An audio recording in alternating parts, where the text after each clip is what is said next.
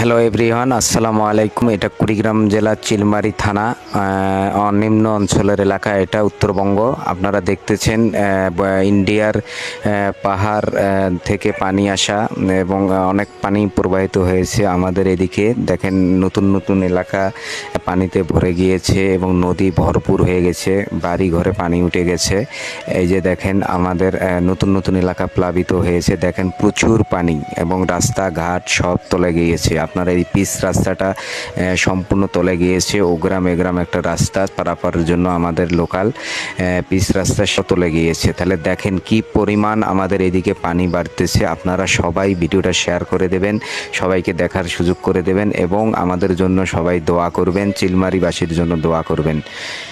ভিডিওটা পারলে শেয়ার করে দেবেন প্লিজ।